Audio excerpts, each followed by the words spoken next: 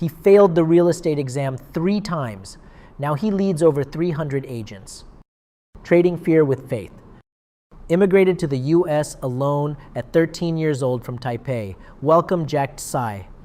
Yeah, with technology, with AI, people are just being apart. You don't even know what's real or fake anymore, but this brings people together. I think this is very, very meaningful. I was born and raised in Taipei until age 13, and I moved over to United States. Yeah, I came over to study myself first. My parents sent me over. One of the reasons, obviously, United States got better education. Secondly, there is this mandatory military thing that people in Taipei has to go. So I came over. I stayed at my aunt's place for middle school and 2 years of high school, and my parents moved over when I was a junior in high school. And when I was in boarding school, I always have this language barrier where I don't feel like I fit in kind of thing for a little while. But being in high school, middle school and high school, I would say because I stayed in San Marino, so it was overall still very relaxing kind of thing. Going back to my childhood, because 3 of my older sisters are 3 years older, 6 years older, and 7 years older than me. I remember I was pretty much doing my own thing because I'm the only boy, right? They're all sisters, girls. They do their own thing. What was your childhood dream? I want to be a singer. I want to be a celebrity. Till the age of like 18 or 19, I wanted to be an entertainer in Taipei. However, it's a big goal for people to have. And I didn't know what I wanted to do until, even when I was in high school. When we were filling out the application, we're like, oh, what major do you want to do? I'm like, I don't know. So I'm like, what do I want to do? I remember I liked to play video games when I was in high school. So I built this computer with my friend. I'm like, oh, that seems pretty fun, pretty chill. So I picked computer engineering for my college degree. I took my first class. I walked in. I'm like, this is boring. I mean, the content, I'm like, I need to learn how to code? No, this is not for me. So I started to take some general education courses until I wanted to figure out what I wanted to do. After I finished 7th grade in Taipei, because in Taipei, that's middle school, where you actually start to get more pressure, especially if you're an 8th grader or 9th grader. But knowing that I was gonna come out, I was chilling because I'm like, I don't need to take that test, I'm just gonna relax. Before I came out, I was like, oh, do I really wanna come? I'm like, should I just stay in Taipei? And my parent was like, go try it. Try the summer school first. If you like it, stay. If you don't, come back. I'm like, okay, I can do that. And I came over, it was a boarding school. So being around 12 and 13, first time leaving home. So when I went into the dorm, and when they actually left, I was like, oh shit, this is real now. Oh, sorry for cussing. I'm by myself. Because although I went home myself before, I still got my sisters. I still got my family. But that was actually the first time I feel, oh, I'm alone now. I remember first few weeks, it was actually quite tough, where I would cry. I would call my parents. I think early in the morning or before I go to bed, because you know the time difference.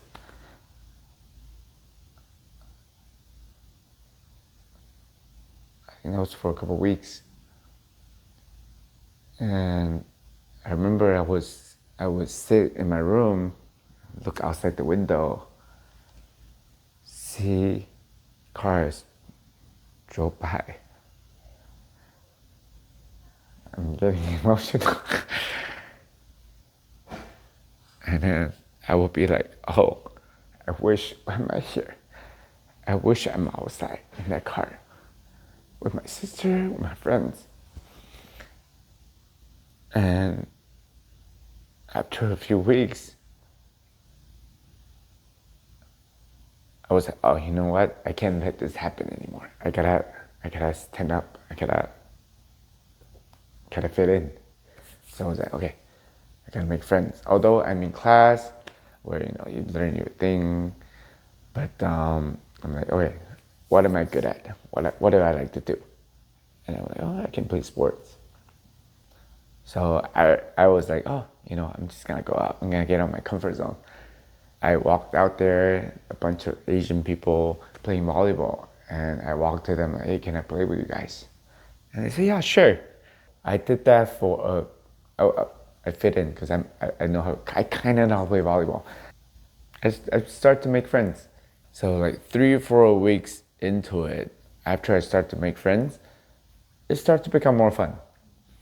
When I went back to Taiwan, my mom was like, so how'd you like it? Do you want to stay or do you want to go to US or you want to stay in Taipei?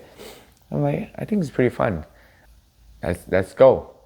I came back here again in that boarding school and I started to feel sad again. I'm like, did I really make the right decision? So I was sad for another 3 or 4 weeks again. But after I start to fit in, I think I made the right decision. Fortunately, I went to the ESO class, so it was okay. There were other people, other Asian people, other Taiwanese people, or people from China whatsoever. And there were times where I'll be like, I don't get this Sherlock Holmes story. I'm like, I don't really get it. Tell me, help a friend here. Translate for me. I was in that boarding school for 3 years, and then my parents moved over. My mom was a stockbroker back in somewhere around 1990.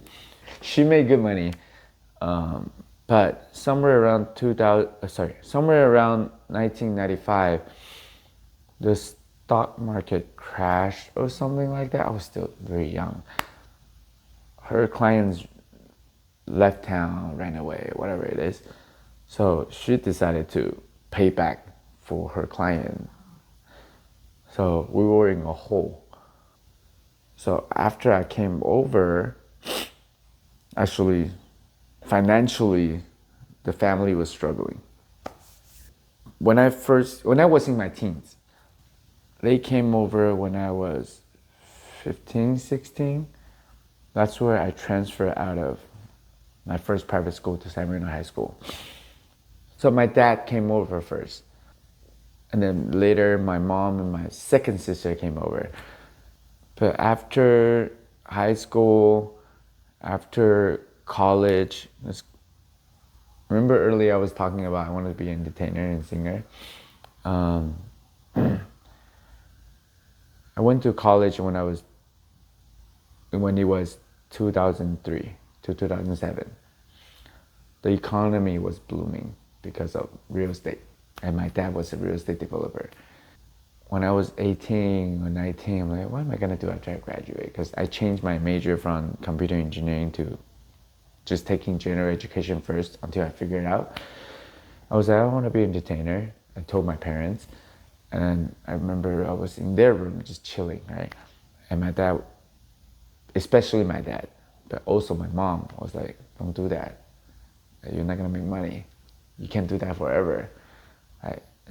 They don't say it in a nice tone. Not like this, oh, don't do it. They're like, don't worry, what the hell do you want to do that, And I was like, okay, maybe I won't do it. We went to a singing competition and we all, actually, both of us passed.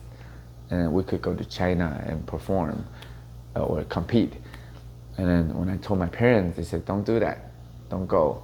If you were to ask me if there's anything that I regretted, I would say it was not going after my dream, especially when I was young. Because now I'm being 41, like if I were to tell somebody that's 18 or 19, I'm like, go try anything that you want to try, go fail. If you become successful, great. If you fail, it's okay. You learn. So if there's anything there, I would try. Oh, I'm pretty sure they did that, or they said that to protect me, or to share with me about their past experience. Maybe their parent told them that. That's something that I learned. I think they told me around 2004, 2005. I was like, okay, since I'm not gonna do that, what am I gonna do? Because I really am not interested in studying or anything like that. I think because I came out at a young age. So, as I mentioned earlier, coming to an environment where I'm trying to fit in, I'm always trying to see what are some of the things that can make me, that can help me connect with people. That's why I like to watch like comedy show. I like to have fun. I like to make jokes. So I read books even when I was a teenager on how do I be humorous. After knowing that, okay, I'm probably not gonna go the entertainer route, I was like, okay, let's just do what I do every day, play my video game, read here and there a little bit. And then I ran across this book, Rich Dad, Poor Dad.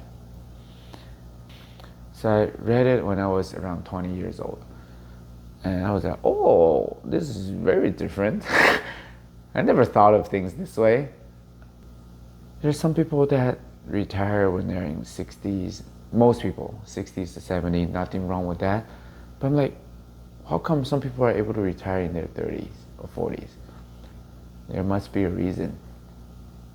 And reading that book, I'm like, oh, I think I might found the reason. I was like, okay, what are the most wealthy people do? What do wealthy people do to become wealthy? Asian, because I'm Asian. Oh, interesting for the podcast. And I believe out of 10 people, 6 or 7 of them are in real estate. And then my dad was a developer. I was like, oh, proximity is power. When I was in college, I was like, I'm just gonna finish college. I don't plan on going into grad school anyway, so I don't care about grade. I'm just gonna graduate. So I can say that I graduated from UC Irvine and whatever. If I'm gonna find a job, it could be helpful, but I'm not looking for a job because of Rich Dad, Poor Dad. So I'm like, I don't care about my grade. I think my perspective changed here and there. I would say 90% of the time, me personally, I don't believe that college education is important. College education could be helpful for if you decide to become a lawyer. So after I graduated from college, I still am trying to figure out what to do. My dad was like, oh, then come work with me. I'm like, okay, I'll give it a try. So in my mind, I was like, okay, I can learn how to develop a property. And then that was 2007. So after I graduated, I worked with him for 2 years or so, mainly just being his translator or run errands for him. Yeah, because the market crashed. So I didn't see any development. He was finishing with 2 of his projects. So I did saw the part where he was selling the properties. And since nothing really was happening in 2007, 8, and 9, I was like, okay, then I want to do real estate. Let's get a real estate license. So at least, no matter, I don't plan on selling, but at least I can see what agents are seeing. It took me a few trials to get my license, because again, I'm not a studying material. Initially, I was like, oh, how hard can it be, right? Just read the book. I did 68%. You just need 70% to pass. So I'm like, oh, just 2% difference. How hard is it? I didn't study, I just went. I'm like, okay, I'll study a little bit. I just need 2%. I studied 69%. I was like, I guess that's not how it works. So I'm like, okay, fine. I'm gonna really study this time and pass. So I studied like 70% of the book. I still didn't pass. I'm like, oh, okay. And people were telling me, you gotta study the sample test. That makes sense. Because, reading the essay and seeing the question format is very different. So I studied the sample test and then I passed. My dad was a developer. From 2000, when he came over, to 2007, he made money. I think everybody in real estate made money. So when I was in college, I saw him being pretty chill, 2003 to 2007. I'm like, his life, you get up in the morning, go see the job site, talk to contractor, talk to bank, talk to agents, whatever. He was pretty much done around like 10, 11, or 12 o'clock. I can live that life. And then now I have my license. I can even sell my own project. Where then he started just selling his project. He didn't develop anything new. And one of the project was in Fontana, where it was still a rock land. All the projects that he had investors, friends, relatives. They have to do a capital call, I think a couple times, and it didn't go well. So in 2009, 2010, I think it was 2010, my dad was like, you know what, screw this, and he left. He went back to Taiwan with my mom. So I was at this crossroad. I was like, okay, am I gonna go back to Taipei or am I gonna stay here in United States? I was thinking, if I were to go back, the average income is like 1,000 USD, average college grad. Your mid-tier income, if you make 2 grand. Your high income, if you make 3 grand. If I sell a home here, based on the average price point and commission back then, I can make 8,000 if I sell a property. So I just sell 3 homes, I'll be like making a whole year income. So I'm like, I'm gonna stay here. But I didn't really know how to sell a home. I don't know if I can survive just based on the referrals and all that. So I was like, all right, then if I want to learn how to do it, I need a coach. Because in the real estate field, as an agent, people don't really help you out. You have to figure it out. So I was like, okay, if I want to figure it out, then I gotta pay somebody to teach me. So I went through some coaching program, and then when I was there, I spoke to the coach, and he was telling me, actually in your office, there are a couple people, they practice together, they work together. Go find them. And I'm like, okay, that makes sense. Let me go try. I'm like, can I join? And he said, we'll see, we'll talk. Come on, bro. And he goes, okay, if you want to join, you gotta come to the office at 7 o'clock. Call me with the office phone to show me that you're here. Do it for a little while, then maybe we'll let you in. So I went to the office every day at 7 for 3 weeks or so. I would call him. I did it for 3 weeks, and then I think on that last Friday or whatsoever, he goes, okay, cool, you're in. And after I got in, I think there were 6 to 8 people. Everybody would get on their phone, we would prospect from 9 a.m. to 5 p.m. for the whole day. After I joined for a few months, people started leaving the group. In my perspective, they don't want to prospect. They don't want to practice. It's too much. I found out what I did to call them at 7.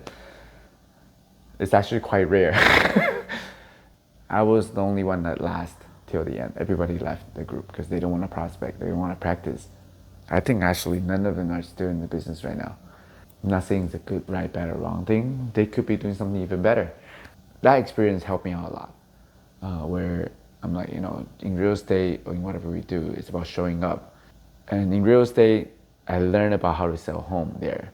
And then, but remember Rich Dad Poor Dad? I still remember that. I'm like, I need to make myself employee income, but I don't want to be a business owner or investor. So I would go to seminars on how to sell a home, how to invest. In my email, I saw Tony Robbins. I don't even know him back then. Donald Trump, before he was a president. I'm not talking politics. Some people like him, some people hate him. This is not a politic channel, okay? But when he was just in real estate, Robert Kiyosaki, they were gonna talk in San Francisco. I'm like, oh, I don't know Tony Robbins. But the other two guys I know, because I read Donald Trump's book. He made money in real estate. And Robert Kiyosaki, obviously. I'm like, oh, I want to go to that. I'm going. So I flew up, and then I went in. I think they started with Tony Robbins. When I went through Tony Robbins, I'm like, oh, he teaches some cool stuff. I never thought things that way. Donald Trump and Robert Kiyosaki. I was like, cool. And during the break, they go, hey, go meet people. Talk to people, have lunch with people that you don't know. I'm like, okay. So I did. I sat down with a couple guys, and then they were like, what brought you here? I'm like, oh, Rich Dad Poor Dad, Robert Kiyosaki. And he said, you're in SoCal, right? I'm like, yeah. He said, hey, if you're in SoCal, go look up this company and this person. This company called 360 Investment. I went back to my hotel room upstairs. And then I went on to Facebook. I'm like, 360 Investment. It was I was still in San Jose. I was going through some life challenge back then, which I'll share shortly. As I was going through that process, also going through life and business, because that was just when I started to learn how to be an actual real estate salesperson. I think it was like 2 weeks after I was in San Francisco. Oh, God is putting us together. I just heard about you. People told me about it. I just texted you.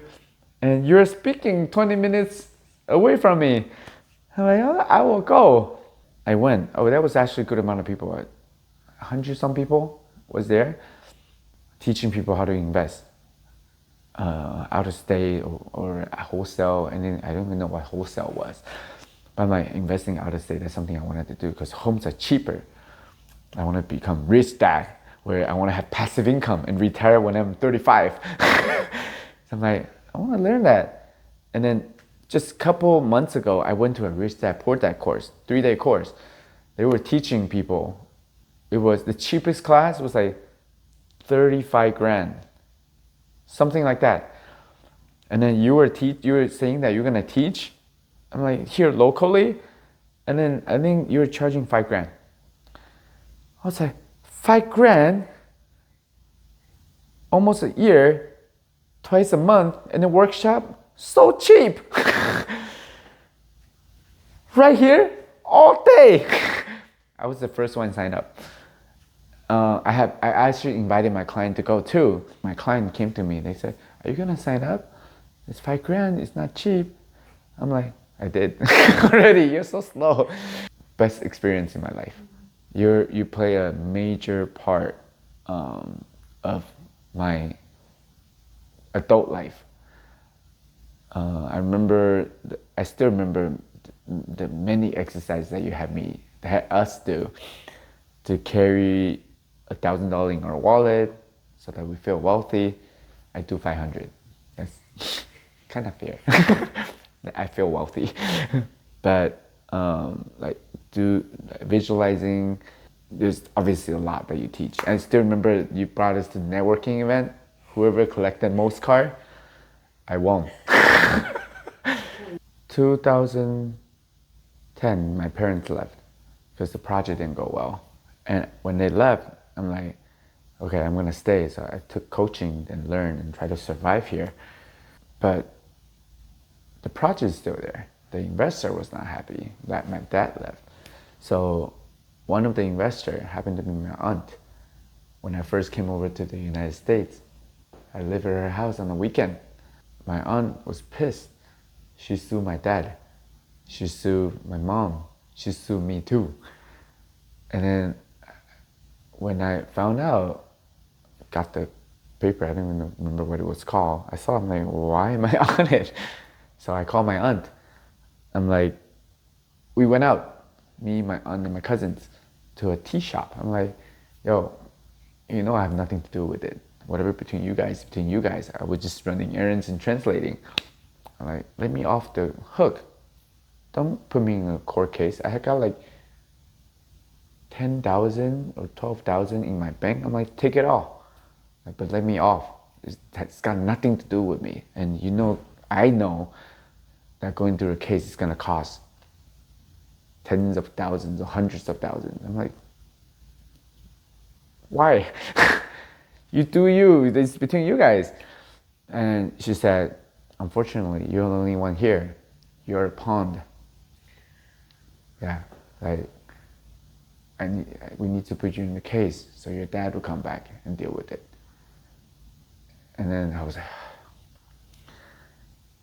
I was not cool with my dad leaving, but I was cool with it too. I'm like, you gotta make your decision, you do you. I was still 20 something. I gotta deal with it. So I was referred to an attorney. I sit down, I'm like, okay, now this is the situation. There's this case. I was the errand boy, but I'm tied in. What do I need to do so I can solve this situation? And then I don't want the case to go to Taiwan. Let's let it end here. He said, file bankruptcy. Is that the only way? He says, yeah. I'm like, okay. Going through a lawsuit is a hassle. It was mentally drained for somebody in their 20s. So I was trying to survive. I was dealing with the lawsuit. And it's not just a lawsuit, also bankruptcy. So that's two different things, bankruptcy and lawsuit. And then my ex cheated on me when we were in Taiwan. And when I got a divorce, that night when I found out that she cheated on me, I got so drunk. I'm like, I'm gonna drink my sorrow away. I got into a car accident and broke my ligament that night. My dog passed away around that time too. It was dark.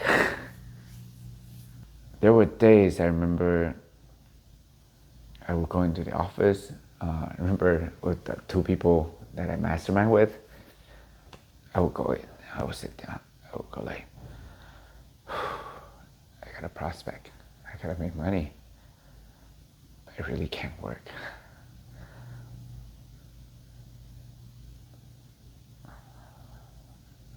My mental space is not right. Either I was thinking about my dog, my case. My case honestly was okay. I wouldn't say it was okay. Mentally was I'm like, it is what it is. I can deal with it. But there was one afternoon. It was on like 2:30 p.m. I was sitting on my chair, my computer, my parents were talking about the case. And what's the term? I was kind of like the messenger in that situation where my parents, especially my dad, would go, oh, so what's the case? What happened right now? What did your attorney say? And I would deliver the message. He'd go, oh, how come it's that way? Why don't you say it this way? Why don't you do it that way? Oh, in Taiwan or, in the old day, whatever. In my mind, I'm like, it's not Taiwan. Things are different.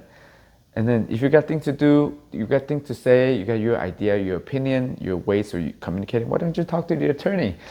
Why do you want me to be in the middle? It's very tiring to be the messenger. And I'm not getting paid. In fact, I'm paying. And I'm dealing with all the stress. You're not going to the case. I'm dealing with it. And then him and my mom yelled at me for half an hour, giving me shit like, oh, you don't treat this like it's your own case. There's this document. How come you didn't go look for it yet? I'm like, because I'm trying to survive. I'm trying to make a living. It's not easy being a realtor when you first started. I remember first year being a realtor, first I made 15,000 part-time. That was before the case. Second year was 30, third year was 50, and then start gradually increase. But I was still not making much money. I had a breakdown that time. When they yelled at me, I'm like, oh, I'm trying not to cuss. But I'm like, F this. You guys, why are you giving me shit? I didn't talk to them for 5 to 6 years. On the bright side, that year, fortunately, 1 month after, I got connected with Anne. So we were talking a little bit, and in April of that year, after I got divorced, so I was going through all that crap. I was like, hey, wanna go hang out? Wanna watch a movie? Or whatever it is, right? She said yes. I'm like, oh. She said yes, okay. So we hung out, we were chilling. I'm like, oh, she's cool, she's chill. And after that, I'm like, oh, let's hang out again, let's go eat. And then I remember we went to this Japanese restaurant. And then that time we're just chilling and talking. And I went to the bathroom in the middle. When I came back, she paid for the bill. I'm like, that's rare. Usually that doesn't really happen. And then she said, because you paid last time, so I'm paying this time. But just within that 3 weeks, I was telling her, I want to marry you. I don't do that kind of thing. But this feeling that I had with her, I was like, I think you're the one. And at that time, I remember when we were just hanging out, I was telling her, yo, if you're moving to Taiwan, I will move to Taiwan for you. I know that she's not in it for the money because I was going through bankruptcy. So it must be because of the look. So I was ready. I was like, you know what? I don't care about whatever. I have nothing here anyways. If you're gonna move back, I'll move back. And she moved back in May, and I was still dealing with my ex situation. And she kind of know the whole situation, kind of. I didn't tell her too much because I don't want to date somebody and be like, oh yeah, I'm going through all this by the way. I'm like, I'm gonna take my time to tell you all this, right? And I know she's leaving in like 2-3 weeks. I'm like, I don't want to be like, hey, what the hell is wrong with this guy? So I'm like, yo, I'm going back to Taiwan again in September. I'm like, give me some time. I'll deal with all these. And then, but I will set everything straight by September. Give me a few months. I was talking to my colleagues or my friends on, I'm gonna see Anne in a few months. Like, how am I gonna tell her that I actually got married? I help her with her thing, whatever, right? I'm like, I'm gonna see her in September. Do I tell her when I first get back? When we started the FaceTime, she goes, hey, I want to talk to you about something. I'm like, me too. And I think I was like, why don't we have a drink first? So she said, that's a great idea. So we poured whiskey and then we cheers on the call. I need some courage. And then she said, hey, I heard you got married. And I'm like, yeah, that's something I want to tell you too. But I'm not trying to hide from you. I want to tell you in person because I feel like this kind of thing, I want to talk to you in person. So you can't run away. So I can chase her. And then she's like, oh, okay. I'm like, so what do you think? Like, is there anything you wanted to say? And she says, I think you should help her finish getting the green card. I'm like, what? This rock on my shoulder, I'm able to put it off. Because in my perspective, most women will be like, what's up? Why didn't you tell me? But anyways, so Anne was telling me, you should help her. And I was like, wow. And she was telling me, my friends, our mutual friend was telling her that, oh, Jack go flirt a lot, Jack go drink a lot, whatever, which is not true. I don't really flirt. I don't know how to flirt. When I go drink, I just hang out with my friends. I do get drunk though, sometimes, especially back then. And Anne was telling our mutual friend, but she's been hanging out with me for a couple of months, although some FaceTime. She trusts me, and she knows who I am. So she's like, that's why she's still dating with me. And then at that time, I was like, yeah, I think my feeling is right, where I wanted to marry her. And so I went back in September, we start officially dating. That year, while I was going through the challenge, I made my highest income. I think it was around 100, it was the year that I break 100,000, 130, 140. For a 20-year-old, that's a lot of money. And I was single, kind of. November, I was in my sister's house. I was like, okay, now I make good money this year, but I feel lonely. Like, I want to see Anne. And she goes, then go back and see her. And in my mind, I'm like, I should. And I know it's gonna be a long distance relationship. And I apply something that I learned from my real estate career, where if you are looking to build a relationship with your clients or have your client remember you, you should talk to your client every 90 days. So I was like, okay, I'm gonna bring it to the next level. I'm gonna see her every 90 days and then make a change. All this is happening. And I started this whole long distance relationship for like 4 or 5 years and lost to bankruptcy. It was actually, now come to think of it, I thought it was a short period of time. No, it was a long period of time. And business was, I was selling 15, 18 homes a year. So I was in California. It's not a lot of money, actually. Everybody's standards a little bit different. But remember, going back to Rich Dad Poor Dad, I want to invest in property, so it was never enough. I need to have more capital. That darkest time, and carry me through that.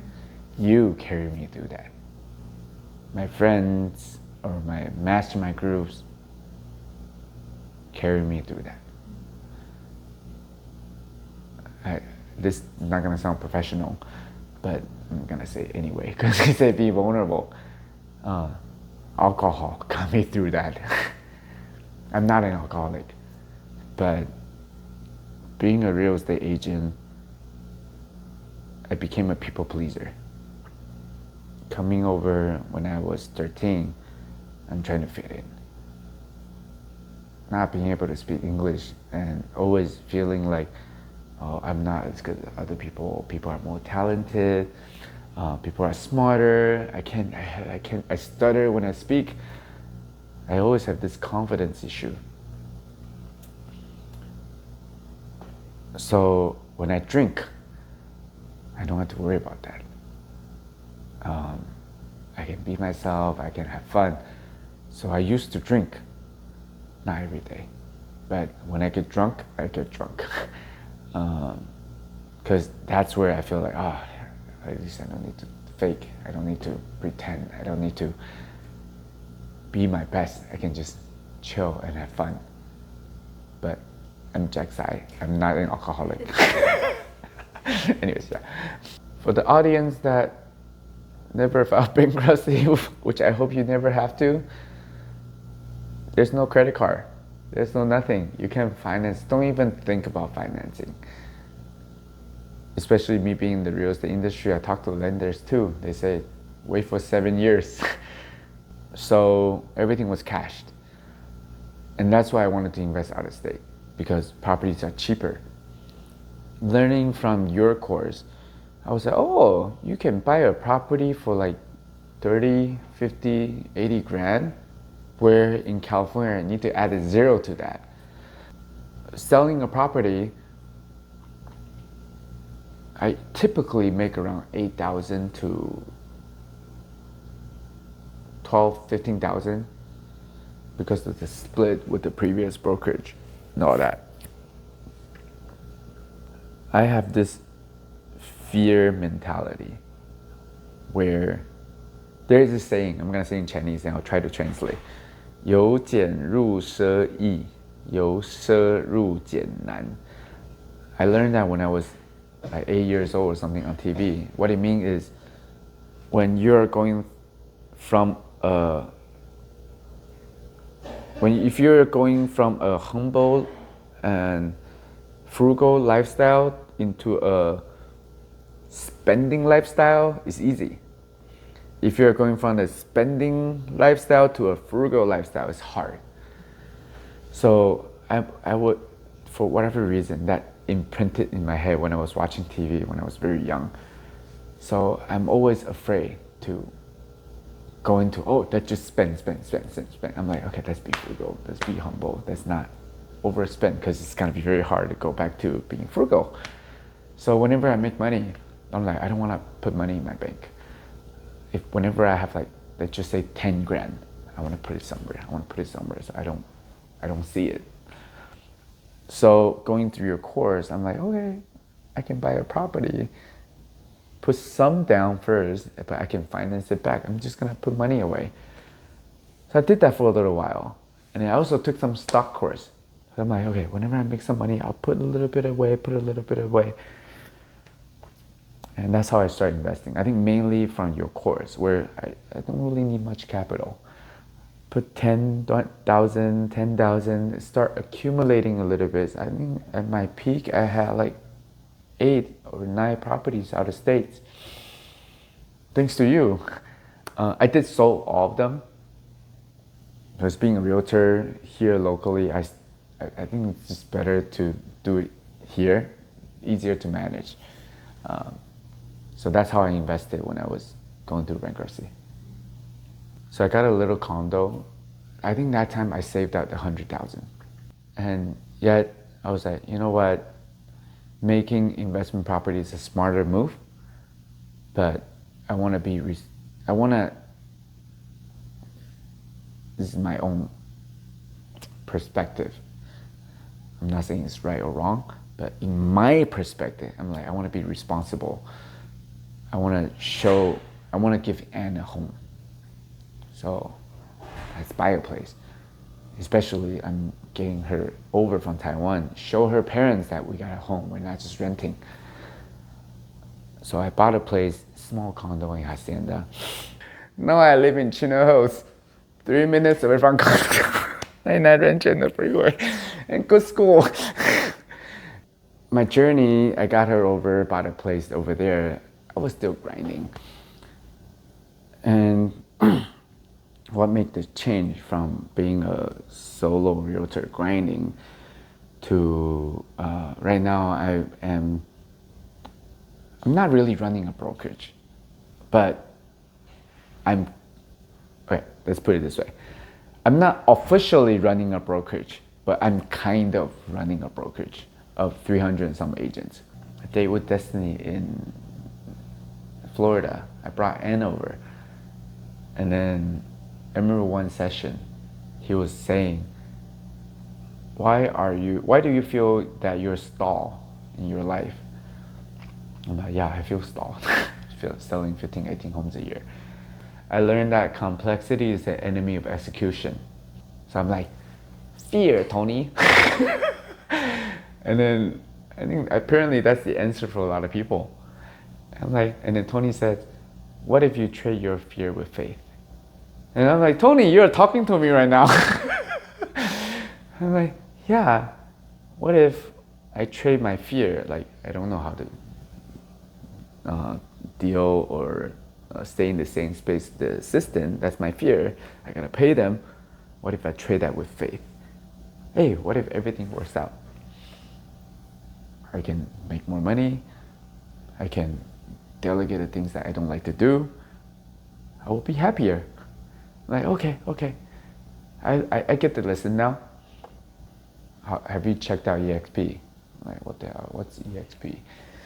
And then I remember a few months before, actually, I had a colleague at the office.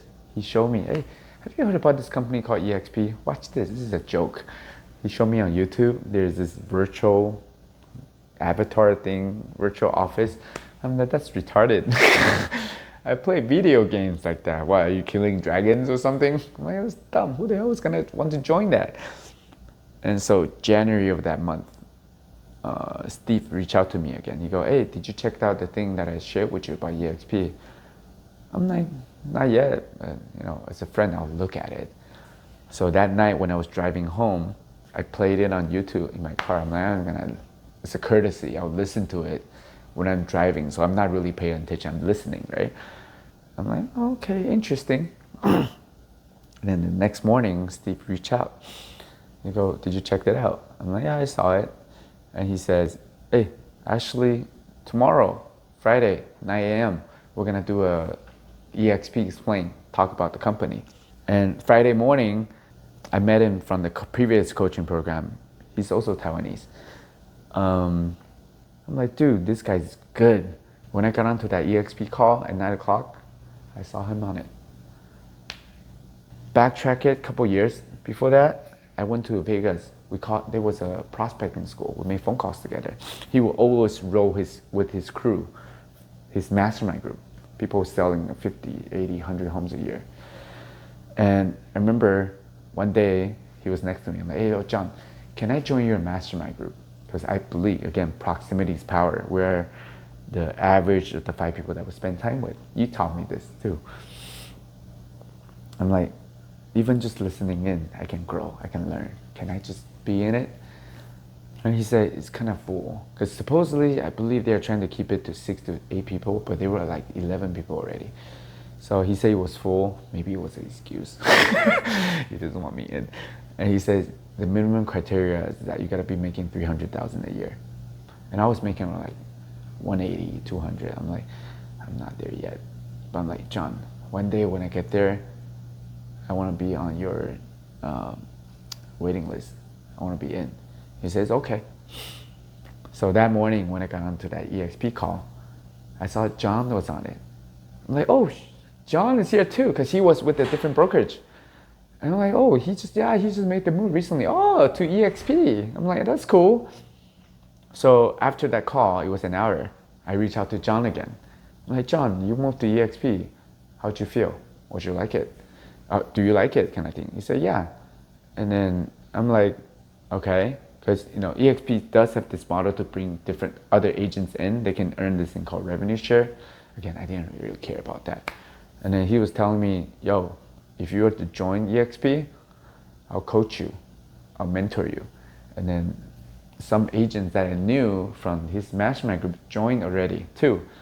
I'm like, if I can learn from people like that and they're willing to open their book to me, I don't even need to think about it. I get a free coach. I was paying $1,000 a month for coaching. And the split was better. There was a cap. I'm not promoting for the company, but I am. Anyways, if you want to join EXP, reach out to me. So I'm like, better split, better cap. I get free coaching. People really willing to open that for me and stock and everything. I don't care about that, but let's go. So I was the first one in his group that joined in SoCal. When I made the move, I had an office in my previous brokerage. I saw the model on a Friday. I made the decision on Monday. Quick. Because remember, I was telling you, I don't want, even number 3, I gotta work till 60. I don't want to do that. I want to be rich dad. So when I made the decision, I was looking into office. I was by myself. And I was motivated to make things happen because there were people that were telling me, oh, even smart people make stupid decisions. When I heard that, I was like, you can say whatever you want to say, but I use that as a motivation. You know what? I'm gonna prove you what's up. No matter if it works out or not, I can proudly say that I did it. I overcame my fear. I traded my fear with faith. People never heard about EXP. And what if things doesn't work out? Natural fear.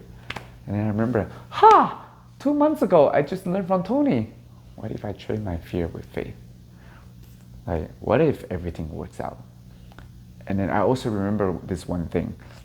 I read a book or something like that where people talked about, they interviewed like 100 people who is about to pass away. And they say, what do you want to say to the world? And then a lot of people said, don't have regrets. give it a try. Trade my fear with faith and don't have regret. What if EXP takes off? What if this works out? I'd rather try that than not giving it a try. I already didn't try my entertainer route. Let's not do it again. To put a completion to the entertainer thing, in my mind, I'm like, you know what? I'm gonna be my own entertainer. Meaning, I'm gonna create my own content. I'm gonna create my own video. I don't need to actually right now go back to Taiwan or anywhere to sign a contract to work for somebody. I will do my own thing. Initially, I was like, when I was younger, when I gave up that dream, right? I'm like, I'm gonna show you what's up. I'm gonna make my money. I'm gonna make my own album. I think it's gonna, in my own mind, I was like, it's probably gonna take like 20, 30 grand to make an album whatsoever. I'm like, I'll pay by my own shit. But now I'm like, you know what? I can do that right now. Like shooting a video, just having fun. I think that's something that inspires me right now. Why are we making this money for? We're making money to live a life that you want to live with your family. So, family first. Since I joined EXP, after like initially I'm like, I just want to sell more homes. I want to sell more homes. And I want to prove that person wrong, where even smart people make stupid decisions. I'm like, I had my best year that year after I moved to EXP. Why would people want to work with Jack? If I want to attract 100 people, why would 100 people want to work with me? So I'm like, okay, I gotta be a better leader and a better communicator. So I read a lot of books. So that helped me to build what I had built.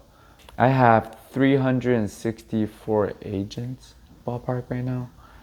Residual income wise, which for that 4 quadrant, the B part, I would say ballpark ranges $13,000 to $17,000 a month residual, which we were talking about a little bit earlier. Because I still give myself, as Asian, we give ourselves a lot of crap.